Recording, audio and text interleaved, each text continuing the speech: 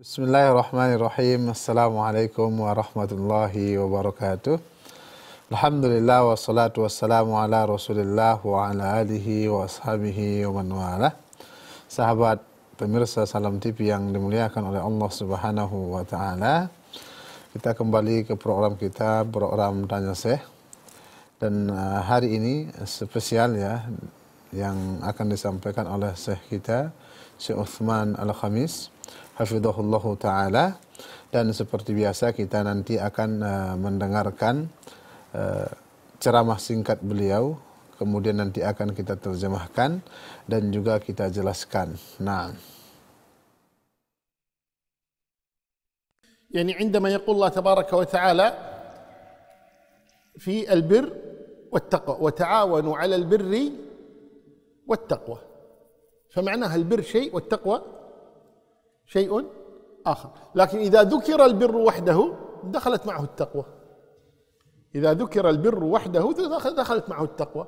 ليس البر أن تولوا وجوهكم قبل المشرق والمغرب، ولكن البر من آمن بالله واليوم الآخر والملائكة والكتاب والنبيين وآتى المال على حبه ذوي القربى واليتامى والمساكين وابن السبيل والسائلين وفي الرقاب وأقام الصلاة وآتى الزكاة والموفون بعهدهم إذا عاهدوا والصابرين في البأساء والضراء وحين البأس أولئك الذين صدقوا وأولئك هم المتقون. فطلع البر والتقوى جعله شيئا واحدا، بينما هناك قال تعاونوا على البر والتقوى فجعل البر غير التقوى. وكذلك في قول الله تعالى وسارعوا إلى مغفرة من ربكم وجنة عرضها السماوات والأرض وعدت للمتقين الذين ينفقون في السراء والضراء والكاظمين، هذا ذكر هناك في البر. فإذا ذكر البر وحده دخلت التقوى معه، وإذا ذكرت التقوى وحدها دخل البر معها، وإذا ذكر معا صار البر يدل على شيء والتقوى تدل على شيء. فالبر يدل على الأعمال التي تقربك إلى الله تفعلها، والتقوى تدلك على الأعمال التي تبعدك عن الله فتتقيها. فإذا اجتمعا كل واحد دل على معناه، هذا بالفعل وهذا بالترك. وإذا افترقا كل واحد دل على نفسه ودل على الآخر. baiklah pemirsa Salam TV yang dimuliakan oleh Allah Subhanahu wa taala. Kita tadi telah mendengarkan video singkat yang disampaikan oleh Syekh Uthman Al-Khamis hafizahullahu taala. Beliau tadi menjelaskan ya, dan juga menjawab sebuah pertanyaan, apa perbedaan kata albir dan juga at-taqwa. Maka beliau jelaskan kata albir dan juga at-taqwa itu adalah suatu amalan ya, kebaikan. Kalau secara bahasa albir itu adalah perbuatan baik, at-taqwa itu adalah ketakwaan ya, berbuat takwa. Seperti firman Allah Subhanahu wa taala yang beliau bacakan tadi, a'udzubillahi minasyaitonir rajim, wa ta'awanu 'alal birri wat taqwa. Di sini dan saling menolonglah kalian ya dalam hal albir. Di sini ada albir kebaikan dan juga at-taqwa dan takwa. Dalam ayat ini Allah memisahkan makna kedua ini, albir dan juga at-taqwa. Wala ta'awanu 'alal itsmi wal 'udwan, dan janganlah kalian saling menolong dalam dosa dan permusuhan. Jadi intinya albir dan takwa itu mengandung makna masing-masing jika mereka itu dalam konteks maksudnya yang disatukan dalam satu kalimat atau satu paragraf seperti itu. Seperti firman yang kita bacakan tadi, wa ta'awanu 'alal birri wat taqwa. Di sini Allah sebutkan dua-dua ya. Berarti kalau disebutkan dua-dua, berarti bir maknanya bir, kebaikan, takwa artinya takwa, seperti itu. Namun jika terpisah, maksudnya hanya disebutkan satu, seperti albir saja disebutkan, maka kata albir, kebaikan itu juga mengandung makna takwa. Begitu juga sebaliknya, jika hanya yang disebut takwa berarti juga mengandung kata albir. Ini dia penjelasan beliau tadi, dan beliau juga membaca contoh dari firman Allah Subhanahu wa taala dari ayat yang lain, yaitu laisal birra an tuwallu wujuhakum qibla al-masyriq wal maghrib walakinnal birra man amana billahi wal yawmil akhir wal malaikati wal kitabi wan nabiyyin wa atal mala ala hubbihi dzawil qurba wal yatama wal masakin wa ibnis sabil was sa'ilin wa fir riqab wa qama as-salata wa ata az-zakata wal mufuna bi ahdihim idza ahadu was sabirina wa fil ba'sa'i wad dharra'i wa hinal ba's ulaika alladziina shadaqu wa ulaika humul muttaqun. Ya, ayat yang panjang beliau baca tadi, artinya albir, ya, disebutkan di sini hanya kata albir, ya, dan ditutup dengan takwa seperti itu. Artinya kebajikan itu bukanlah menghadapkan wajahmu ke arah timur dan ke barat, ya. Tetapi kebajikan itu ialah kebajikan orang yang beriman kepada Allah dan hari akhir, malaikat-malaikat, kitab-kitab dan nabi-nabi, dan memberikan harta yang dicintainya kepada kerabat, anak yatim, orang-orang miskin, orang-orang yang dalam perjalanan atau musafir, ya, wasailin, peminta-minta, dan untuk memerdekakan hamba sahaya yang melaksanakan solat dan menunaikan zakat, orang-orang yang menepati janji apabila berjanji, dan orang yang sabar dalam kesengsaraan, penderitaan, dan pada masa peperangan. Mereka itulah orang-orang yang benar, dan mereka itulah orang-orang yang bertakwa. Jadi dalam ayat ini Allah membedakan, ya, maksudnya hanya menyebutkan kata albir, kata kebaikan, dan ditutup dengan takwa. Berarti ini menunjukkan bahwasanya albir juga memiliki makna takwa, dan begitu juga sebaliknya. Kemudian beliau juga membacakan firman Allah Subhanahu wa taala, ya, wasari'u ila maghfiratin min rabbikum wa jannatin arduha as-samawati wal ardu uiddat lil muttaqin. Artinya, dan bersegeralah kamu kepada ampunan dari Tuhanmu dan kepada surga yang luasnya seluas langit dan bumi yang disediakan untuk orang-orang yang bertakwa. Jadi di sini juga disebutkan hanya kata takwa saja, ya, hanya kata takwa. Berarti kata takwa ini juga mengandung makna albir, makna kebaikan seperti itu. Kemudian beliau menjelaskan, ya, secara lebih terperinci lagi tadi bahwasanya albir, beliau katakan adalah amal atau amalan-amalan yang mendekatkan kita kepada Allah Subhanahu wa taala. Seperti apa itu? Seperti yang kita bacakan tadi dalam ayat. Perbuatan baik itu adalah membayar zakat, ya, membantu orang yang meminta-minta, membantu orang membayar hutang, salat, zakat, puasa, itu semua kebaikan, ya, kebaikan. Dan itu juga termasuk ketakwaan seperti itu. Namun secara khusus beliau katakan huwal a'mal allati tuqarribuka ila Allah. Jadi amal ibadah yang mendekatkan diri kita kepada Allah Subhanahu wa taala. Adapun takwa itu adalah sesuatu yang ada sesuatu amalan ataupun perbuatan yang membuat kita itu jauh dari Allah Subhanahu wa taala, kemudian kita gunakan ini batas, ya, agar kita tetap dekat dengan Allah Subhanahu wa taala. Maknanya apa? Kita buatlah ketakwaan ini benteng kita agar tidak terjatuh kepada dosa dan juga maksiat tersebut. Kaum muslimin yang dimuliakan oleh Allah Subhanahu wa taala, jadi intinya adalah beliau katakan tadi idza ijtama'a iftaraqa. Ya, jika dua-duanya disebutkan dalam satu kata, maksudnya satu kalimat, maka maknanya masing-masing. Jadi albir maknanya albir, takwa maknanya takwa. Kemudian wa idza iftaraqa ijtama'a, ya, dan jika keduanya itu berpisah, maknanya apa? Hanya satu disebutkan, satu kata takwa saja, berarti takwa itu juga mengandung kata albir, kata kebaikan, seperti itu. Sama dengan halnya iman dengan Islam, ya. Ketika iman dan Islam itu disebutkan, berarti Islam mengandung makna Islam sendiri dan iman mengandung makna iman sendiri. Namun ketika hanya dikatakan kata Islam, ya, berarti Islam itu juga mengandung kata iman. Begitu juga ketika iman saja yang disebutkan, berarti iman itu mengandung kata Islam, seperti itu. Kaum muslimin yang dimuliakan oleh Allah Subhanahu wa taala, ini yang kita sampaikan, ya, yang bisa kita simpulkan dari ceramah singkat Syekh tadi. Kemudian kita akan mendengarkan video kedua yang juga disampaikan oleh Syekh kita Syekh Utsman Al-Khamis hafizahullahu taala. Naam. أحسن الله إليكم. قال رحمه الله تعالى: القاعدة الثالثة عشرة: طريقة القرآن في الحجاج والمجادلة مع أهل الأديان الباطلة. نعم، القرآن الكريم أمر بالمجادلة، وجادلهم بالتي هي أحسن ولا تجادلوا أهل الكتاب إلا بالتي هي أحسن. فأمر بالمجادلة سبحانه والحجاج وإظهار الحجة سبحانه وتعالى للمعاندين والكافرين وأمثالهم، أمر بحجاجهم ومجادلتهم سبحانه وتعالى، وذلك بأوضح الحجج لإظهار الحق ودمغ الباطل وأهله.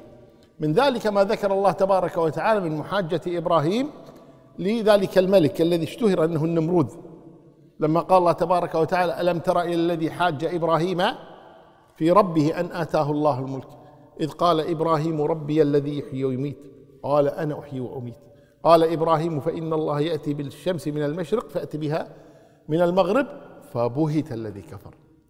انتهت المحاجة، بهت. وكذلك ما وقع لموسى عليه الصلاة والسلام مع فرعون، لما قال فرعون: وما رب العالمين؟ قال: رب السماوات والأرض وما بينهم إن كنتم موقنين. قال لمن حوله: ألا تستمعون؟ قال: ربكم ورب آبائكم الأولين. قال: إن رسولكم الذي أرسل إليكم مو قاعد يناقش، موسى يستدل وهذا يلف ويدور.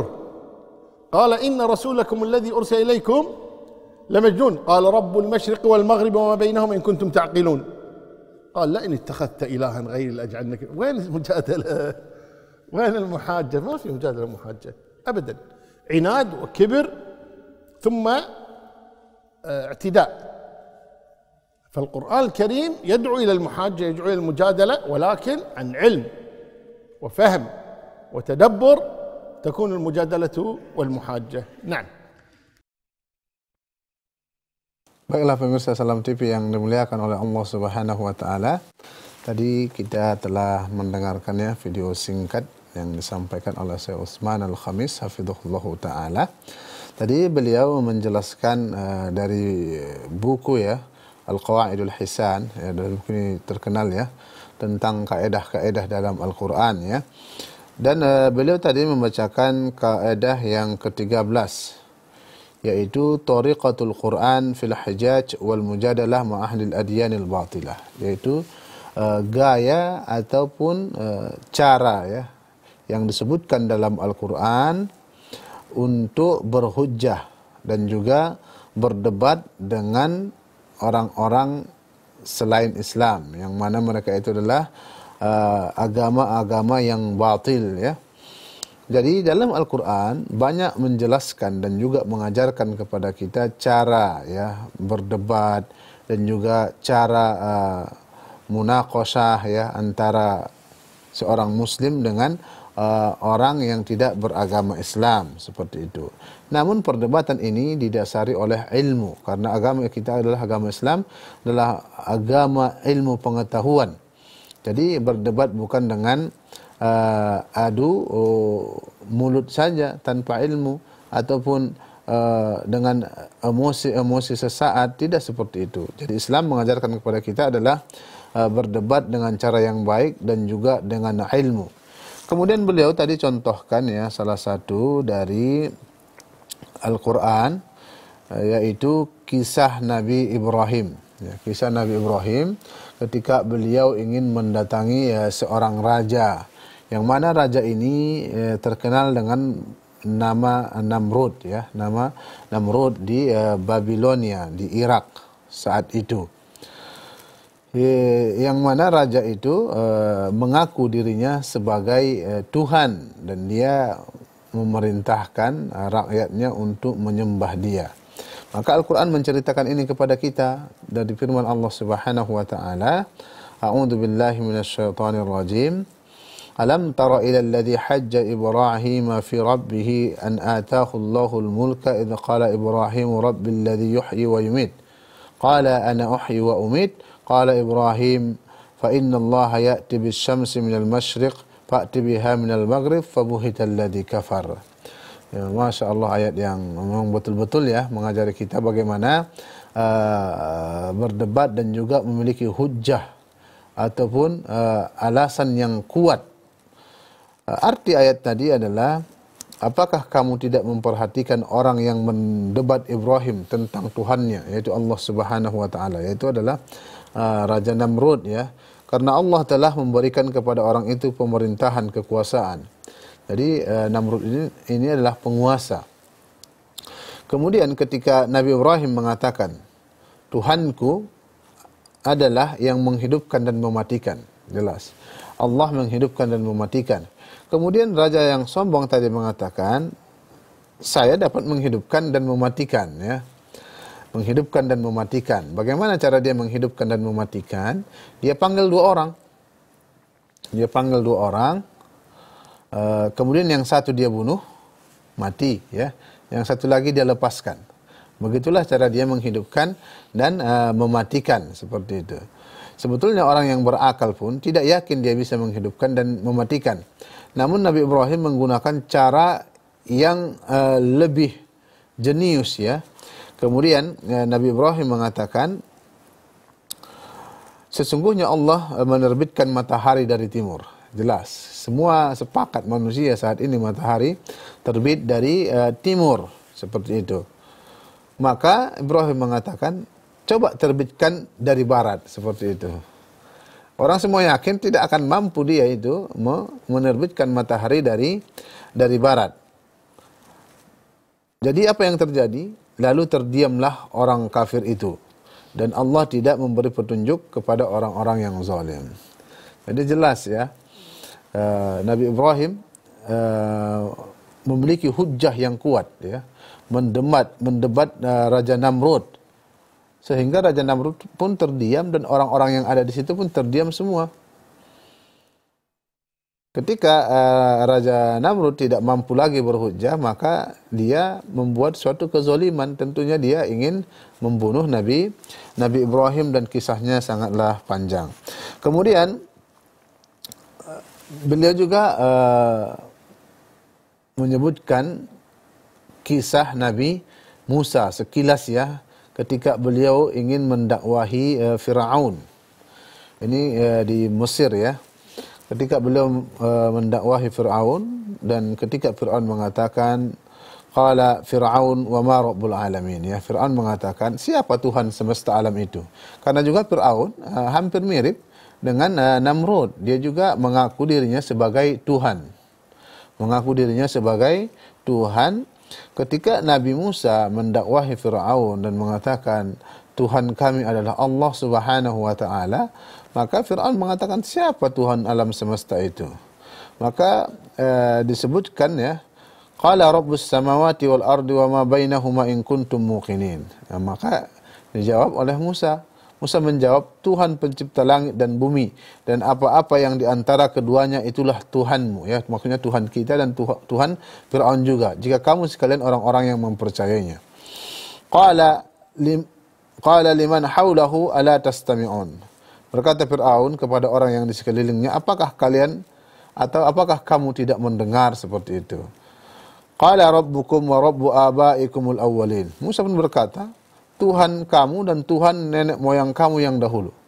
Jadi bukan hanya Tuhan kita, Tuhan nenek moyang kita juga dari dahulu adalah Allah Subhanahu wa taala. Kemudian juga qala inna rasulakumul ladzi ursila ilaikum lamajnun. Maka Firaun tidak memiliki hujjah, maka dia pun mencela kepribadian seseorang ya. Memang orang-orang yang tidak memiliki hujjah ataupun alasan yang kuat, maka dia pun mulai menyerang pribadi. Maka dia katakan, Fir'aun berkata, sesungguhnya Rasulmu yang diutus kepada kamu sekalian adalah benar-benar orang gila. Maka benar-benar orang gila, maka dia menyinggung kepribadian seperti itu. Baiklah pemirsa Salam TV yang dimuliakan oleh Allah Subhanahu wa taala. Insyaallah nanti akan kita lanjutkan ya pada segmen kedua. Jangan kemana-mana, tetap bersama kami Salam TV.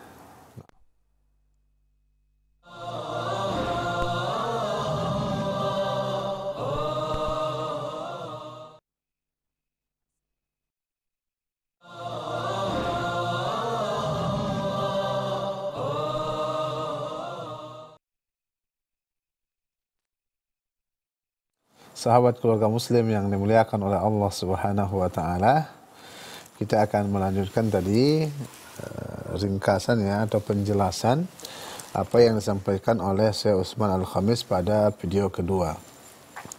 Tadi kita katakan ketika Firaun tidak memiliki hujjah ataupun tidak memiliki burhan, alasan yang kuat, maka dia mulai menyudutkan kepribadian seseorang dengan mengatakan Nabi Musa dan yang ikut bersama dia Harun adalah orang-orang gila seperti itu. Kemudian dibalas oleh Nabi Musa dengan firman Allah Subhanahu wa taala, qala rabbul masyriqi wal maghribi wa ma bainahuma in kuntum taqilun.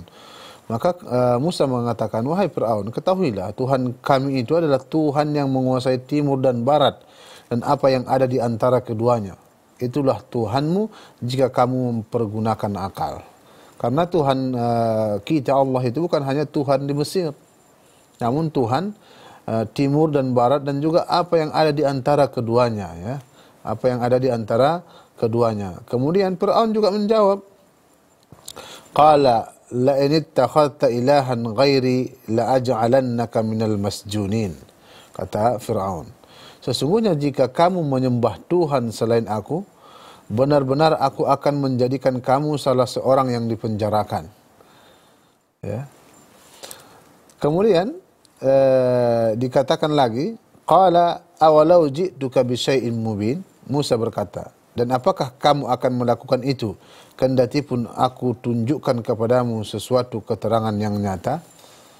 Yang jelas begitulah orang-orang yang tidak memiliki hujjah yang kuat seperti Firaun dan Namrud itu. Ketika mereka tersudut, mereka mulai menentang dan menunjukkan rasa sombongnya.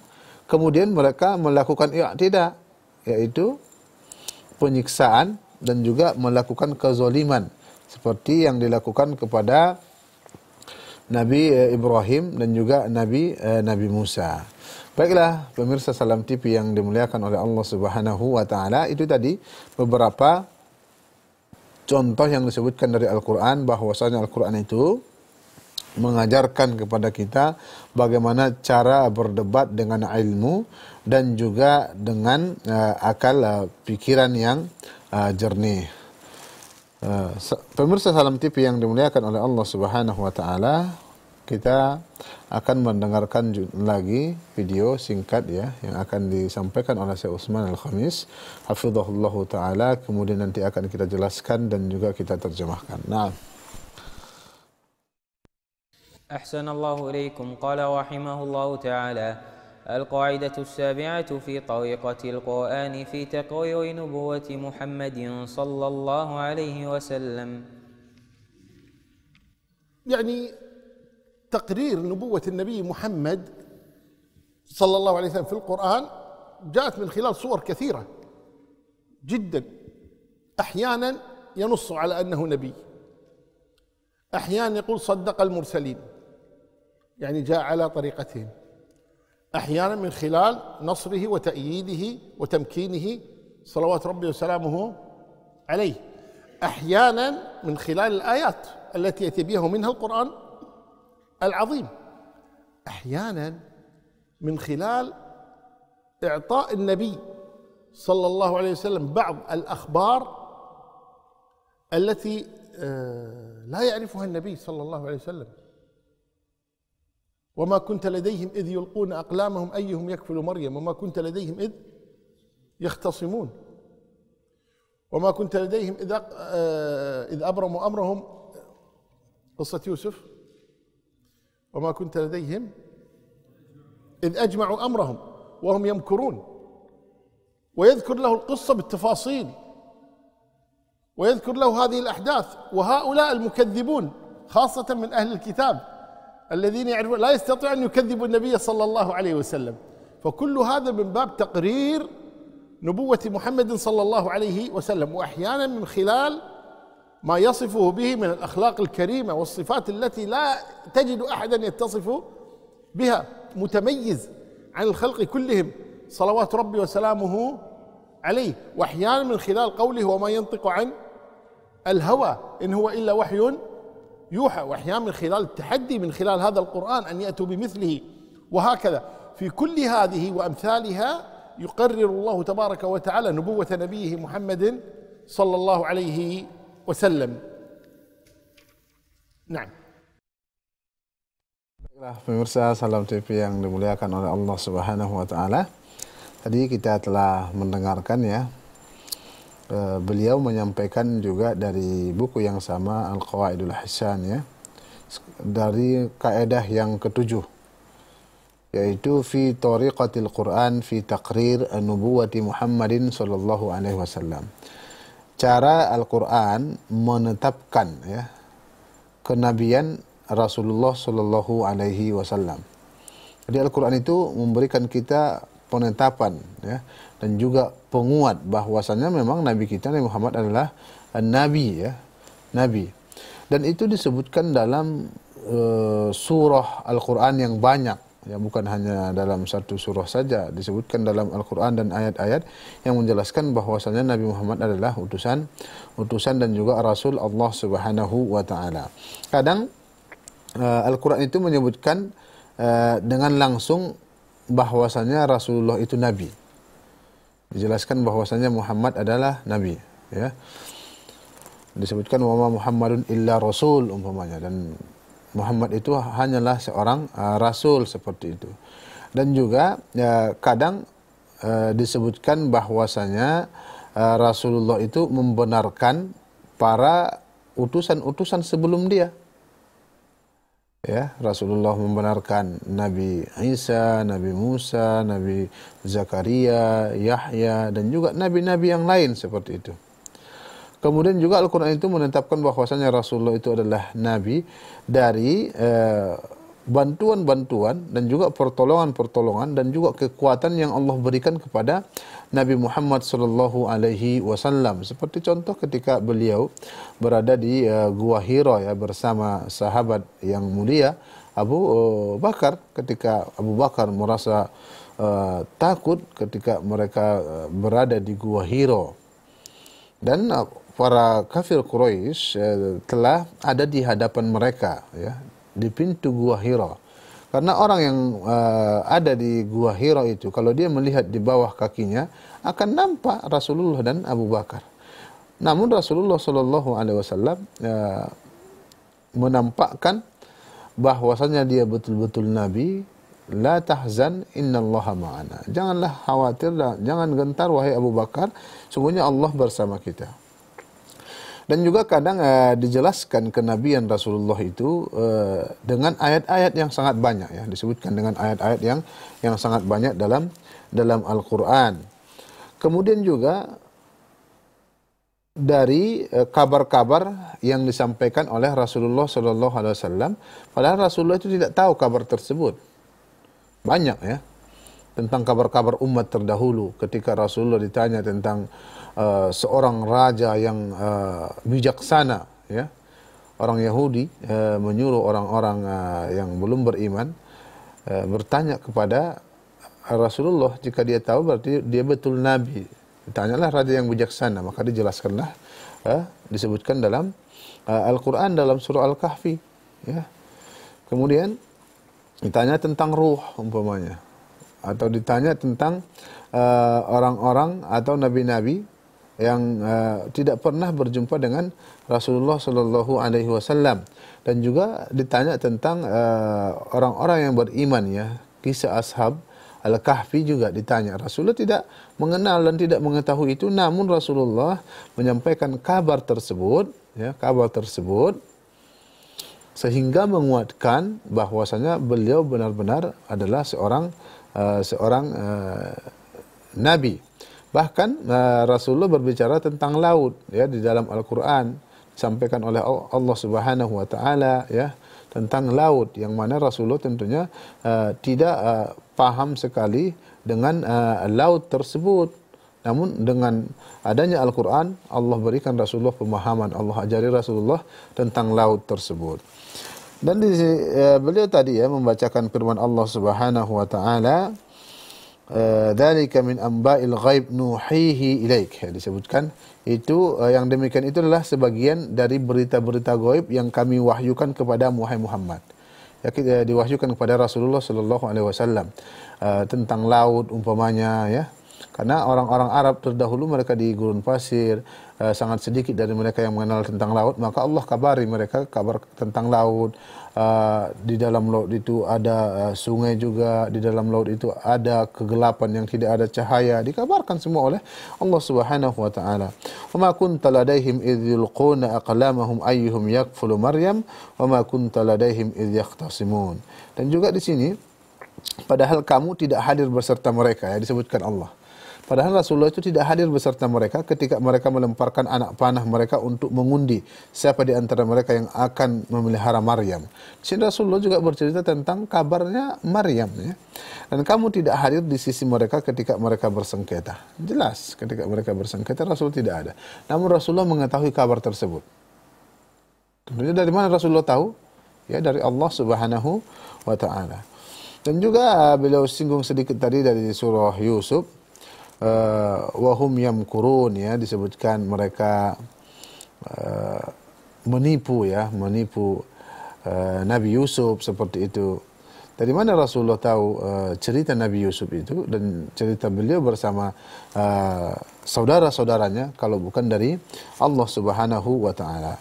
Dan kadang juga penetapan bahwasanya Rasulullah itu adalah seorang nabi ya dari akhlakul karimah, akhlak beliau yang memang sangat mulia, ya.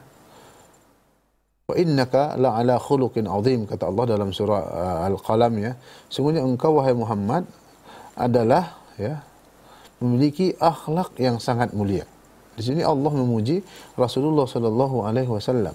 Dan juga ketika Ummul Mukminin Aisyah ditanya tentang akhlak Rasulullah sallallahu alaihi wasallam, maka Ummul Mukminin Aisyah radhiyallahu anha mengatakan bahwasanya khuluquhu al-Qur'an. Akhlaknya Rasulullah adalah Al-Qur'an. Kemudian sebagai penguat juga bahwasanya Rasulullah sallallahu alaihi wasallam itu adalah nabi dari berdasarkan firman Allah Subhanahu wa taala dan itu diucapkan oleh Rasulullah, ya. Dalam Al-Qur'an Allah menyebutkan wa may yantiqu 'anil hawa, ya. Dan Rasulullah sallallahu alaihi wasallam itu dari firman Allah ini kita simpulkan wa may yantiqu 'anil hawa. Rasulullah itu tidak berbicara berdasarkan hawa nafsunya. In huwa illa wahyun yuha. Melainkan beliau menyampaikan dari wahyu yang diwahyukan oleh Allah Subhanahu wa taala. Jadi Allah langsung yang mengucapkan firman-Nya. Rasulullah itu tidak mengucapkan sesuatu dari mulutnya itu berdasarkan hawa nafsu, namun berdasarkan wahyu dari Allah Subhanahu wa taala. Dan yang terakhir yang beliau sebutkan tadi adalah tentang tahaddi, ya. Yaitu dengan tantangan. Jadi Al-Quran itu membuktikan Rasulullah itu adalah Nabi dengan menantang orang-orang kafir, orang-orang musyrikin saat itu. Jika mereka tidak yakin Al-Quran, Allah tantang, coba datangkan seperti Al-Quran, atau 10 ayat dari Al-Quran, ya, atau 1 surah dari Al-Quran. Mereka tentunya sampai sekarang tidak ada yang bisa menanding atau yang tidak ada yang bisa membuat seperti Al-Quran. Karena memang Al-Quran itu benar-benar dari Allah Subhanahu wa ta'ala. Dan juga banyak di kalangan para sahabat yang merasa takjub dengan bahasa Al-Quran, bahkan seluruh sahabat takjub. Bahkan disebutkan dalam kisah, ya, sirah An-Nabawiyah, Abu Jahal itu, ya, Abu Jahal kalau bukan karena sombongnya dia akan masuk Islam. Ya, pernah disebutkan dalam sebuah cerita, ya, yang menjelaskan beliau mendengar Rasulullah sallallahu alaihi wasallam membaca Al-Quran dan dia membisikkan di dalam hatinya, ini tidak mungkin ucapan Muhammad. Ini adalah ucapan pencipta Muhammad, yaitu Allah Subhanahu wa taala. Dan juga banyak cerita-cerita yang ya, menjelaskan bahwasanya para sahabat ada yang masuk Islam karena mendengarkan Al-Quran, ya. Dan juga orang-orang Arab Badui juga takjub dengan Al-Quran, yang mana orang Arab Badui itu sangat mahir dan kuat bahasa Arabnya. Dan mereka juga tidak mampu mendatangkan seperti Al-Quran.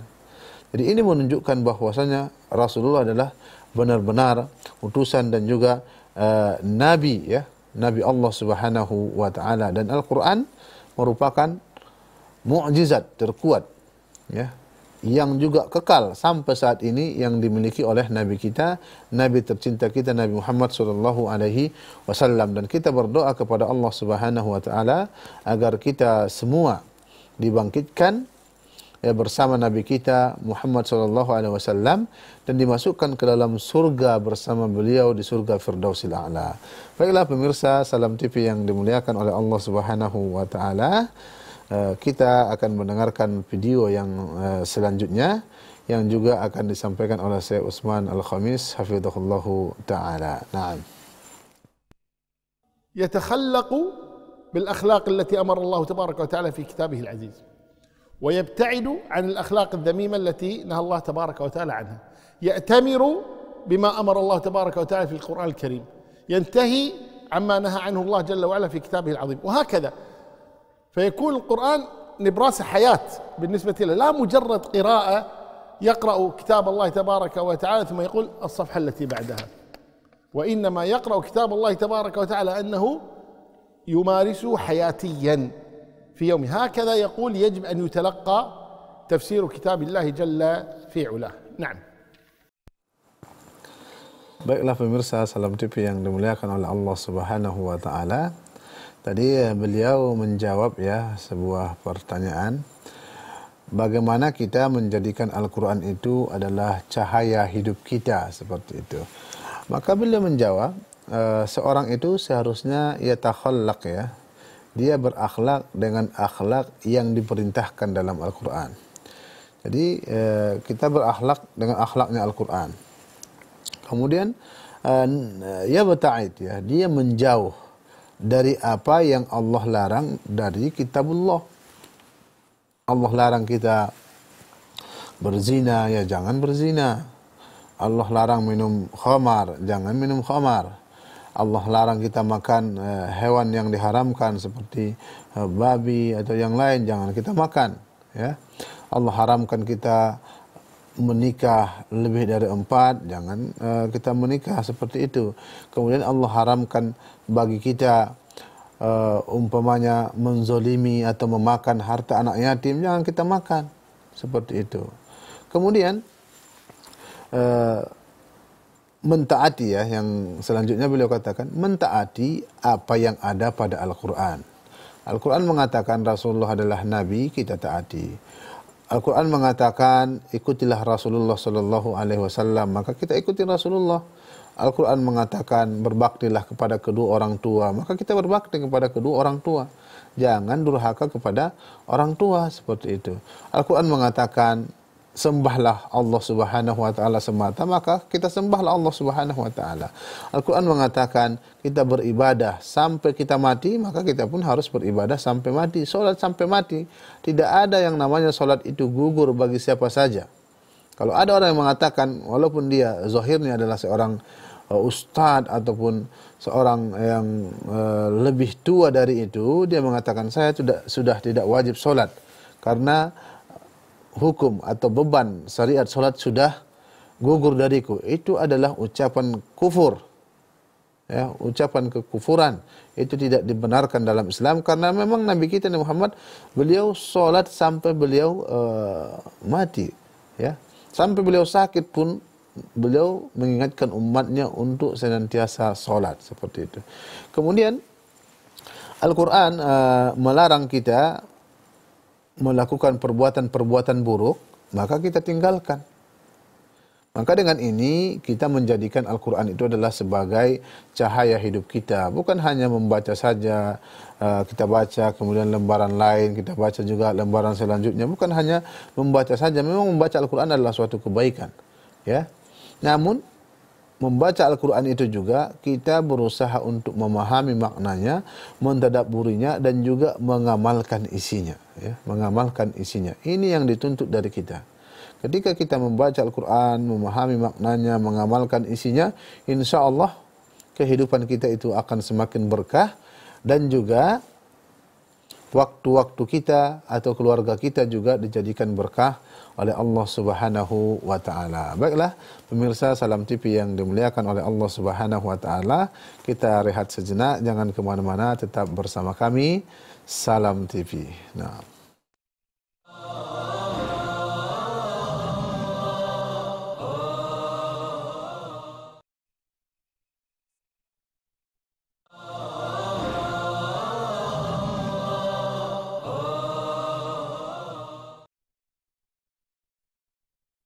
Sahabat keluarga muslim yang dimuliakan oleh Allah Subhanahu wa taala, selamat bergabung kembali dengan kami Salam TV.